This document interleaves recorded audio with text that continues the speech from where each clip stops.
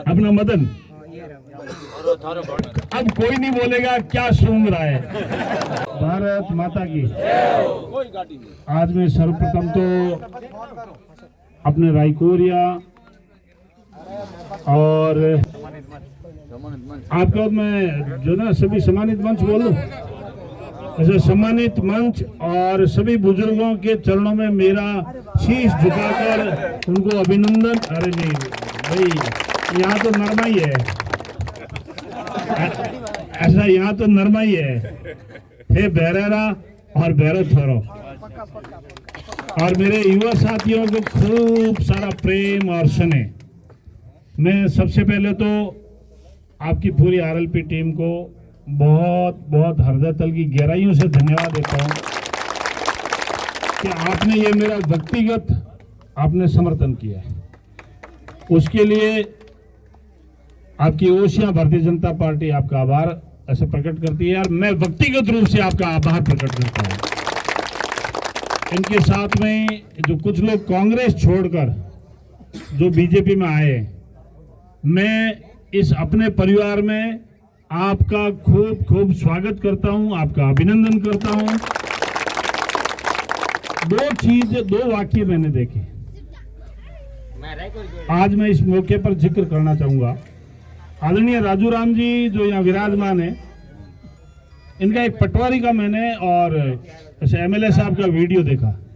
Literally ईमानदारी बात मैंने देखा, जहां कहीं भी कोई सरकारी अधिकारी हो, ऐसा मैंने मेरे पिछले 5 सालों के अंदर ऐसा कभी भी सरकारी अधिकारी का या कर्मचारी का पक्ष नहीं लिया, कभी नहीं लिया। और मैं यदि ये बात कह दूं, अब उस अधिकारी का नाम तो मैं नहीं खोलूंगा, पर ऐसा लाखों रुपये सरकारी के आपके अधिकारियों ने जो किसानों से लूटा, वो पैसा उन अधिकारियों से मैंने वापस दिलाया। और जो मेरे साथ रहते हैं, फिर मैं कहीं पर भी मैंने नहीं छोड़ा, ये मैं ईमानदारी की बात कह रहा हूँ। आपका राजू राम जी का मैंने वो आपका ऑडियो वीडियो देखा, उसमें लिटरली और जो विधायक महोदय ने कहा कि भाई राजू राम जी आप तो झूठे। अब ये 70-80 साल के बुजुर्ग तो झूठे हो गए और एक पटवारी सच्चा हो गया। आप और हम दुनिया जानती है यार, पटवारी जगह जगह पैसा खाता, साला नकल देता है तो भी 100-200 रुपए मांग लेता है। नहीं, ये बात सही है गलत है? अब ऐसा राजू राम जी 70-80 साल के बुजुर्ग है, जिनका मान है, सम्मान है।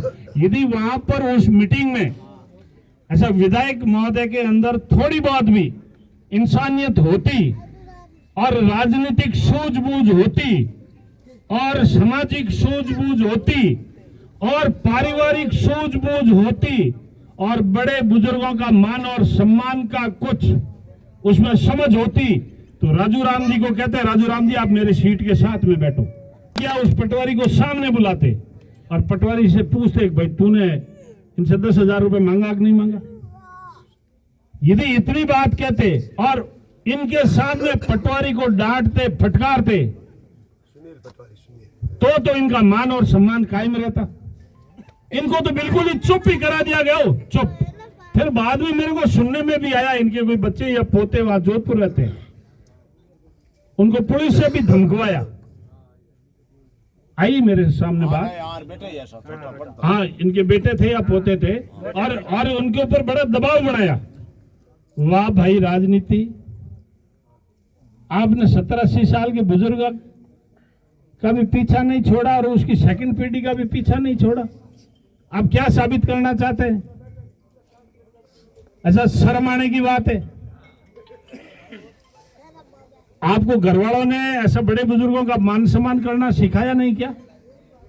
आपको क्या घरवालों ने ऐसे संस्कार दिए नहीं?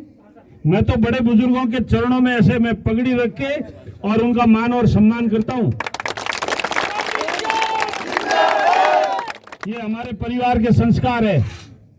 वो बड़ा बुजुर्ग चाहे कोई भी हो और चाहे किसी भी जाति का हो, मैं तो उनका मान और सम्मान करता हूं। मैंने दूसरा वाकया एक और देखा भाई जाजड़ा परिवार में, और वो भी जाजड़ा परिवार भाई, उसका नाम है अपना मदन। और मारे भोणियों भोणिया 3 पीढ़ियों थू उठे देवल हूँ तीजो चुनाव लड़ रही हूँ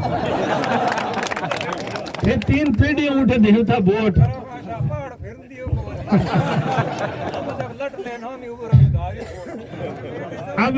अब मैं यहाँ आया और जैसे ही गेट पे आया, ठीक है, समर्थकों में उत्साह है, उठा लिया कंधों पे।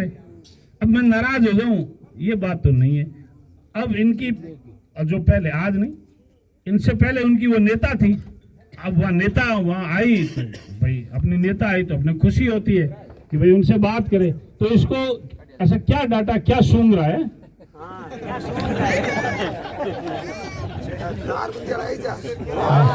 और मदन के मैं घर पे गया और मदन को मैंने एक फूल दिया और मैंने मदन से पूछा मदन ये क्या है? तो मदन ने ये मेरे को बोला भाई साहब ये कमल का फूल है और इसके ऊपर चंदन लगा हुआ, मुझे ऐसा चंदन की खुशबू आ रही है।